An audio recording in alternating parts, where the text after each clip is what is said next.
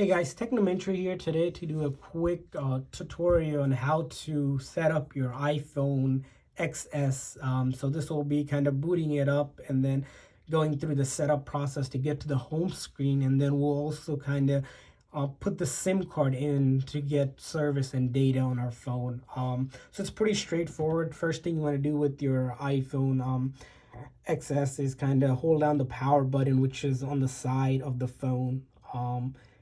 Hold it down until you see kind of the Apple logo. So that means it's kind of booting up right now. Usually takes a couple seconds and then we can get right into it. Um, so just give it a second or two.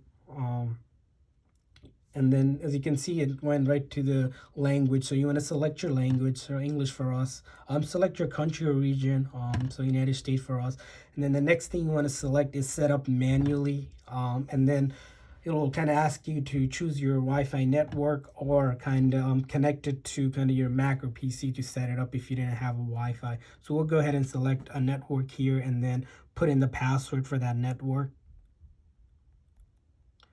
Once you do that, you should be set to go, and after that, it's connected. It will take, it's a couple minutes to activate your phone, but usually it doesn't take that long. This is just verifying with the Apple server that the phone is good and not iCloud lock.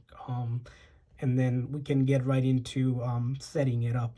So should be a couple seconds more, and then we'll be good to go. And then the first thing you see is data and privacy. Obviously, they're kind of notice from Apple. I'm gonna hit continue. So the cool feature about the XS is that it has Face ID, where on the previous generations phones, they would have Touch ID. So here, you can set this up later in the settings, or if you wanted to kind of set it up, you would click continue, and it will kind of try to get your face scan. So for us, we'll just quickly skip this.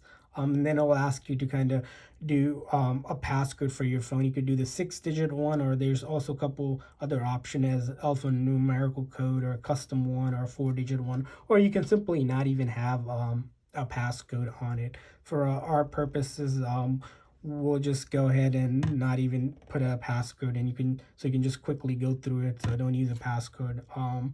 But definitely make sure you have a passcode on, for security. The next thing is apps and data. So this is basically getting data, or if you wanted to back up your phone from a older phone. So a couple ways to do that, either doing it from iCloud backup as the first option. You can restore from your Mac or PC through iTunes just by hooking it up. That's pretty straightforward. There's another cool option where you can have your old phone next to this phone, and it will kind of detect the other phone, and then you can do kind of like a, in a way, an airdrop feature way, where you can just transfer the data that way, or you can move data from Android. So if you're switching from Android to iPhone, that's another option. And then finally, you can choose not to do any backup of it. So for our purposes, we'll just skip it. The next thing you see is Apple ID. Basically, you want to sign into your existing Apple ID, or if you want it, you can skip this. Or if you need a new Apple ID, if you're setting up for the first time and you never had Apple ID before, you can click this option, and then you can either, if you forgot your password, of course, of your old ID, you can always click that option. It'll kind of ask you to reset your password, or you can create a free Apple ID. So each device allows you to create a new Apple ID. But we won't do either of those steps. We'll just quickly skip this, which we can set up later in the settings. The next thing it will kind of says, we'll just acknowledge that we don't want to use it. Terms and condition, pretty straightforward. It's their legal stuff. We'll kind of agree to that. The next thing we see is kind of express settings. There's a couple ways to do it. Either you can continue, it'll give the default settings, or you can kind of customize some of the settings. So we'll go ahead and pick the custom settings. So the first thing you see is keeping your phone up to date. So this is if you wanted to kind of have automatically updating your phone to the latest iOS. Personal preference. Usually I like to do it manually.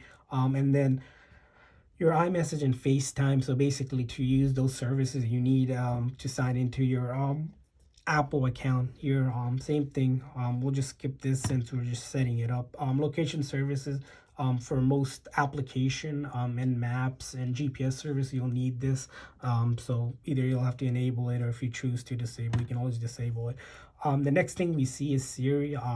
Their Apple's kind of voice assistant for their iOS devices.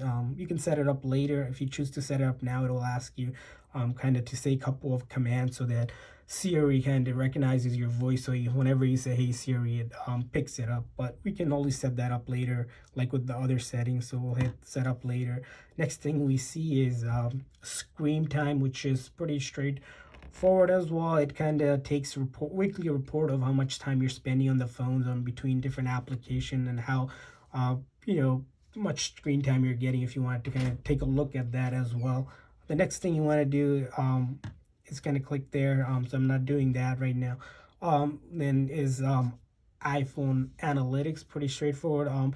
This is for the phone to be able to send data such as like bugs or issues that they're seeing, so they can improve the iOS. Obviously, we'll skip that as well. And then true tone display, as you can see, this is the XS, so it does have OLED display, and there's ways to kind of tune that display, but we'll just continue with the default.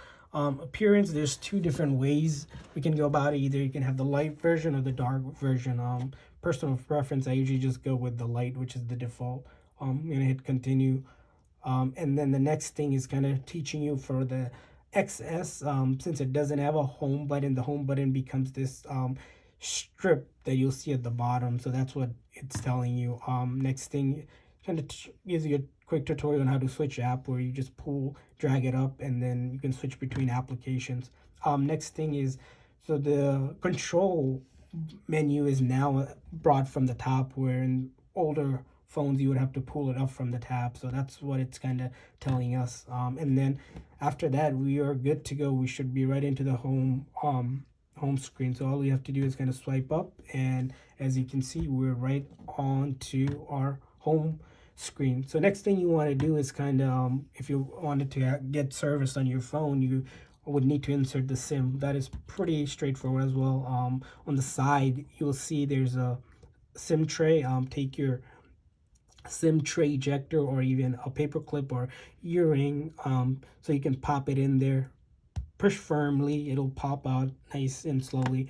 And then what you want to do is take your SIM card. The key here is to match up the edge with the cut. So there's four corners, one of them is cut, and you want to match that up. Make sure your carrier is facing upwards, and then put it right back into the phone.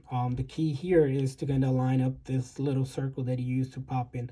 Just push it in firmly till it's flush against the edge, and you should be set to go. It'll start reading the phone and updating your carrier settings, and you will be good to go. So if you didn't sign into your iCloud, you can always sign in through here, and that will kind of start setting up as well. When you click later in the settings, that's how you would do it. So if you guys thought this video was helpful, please give a thumbs up to the video, and if you can subscribe, that will really help my channel grow. So thank you guys for watching. See you guys next time.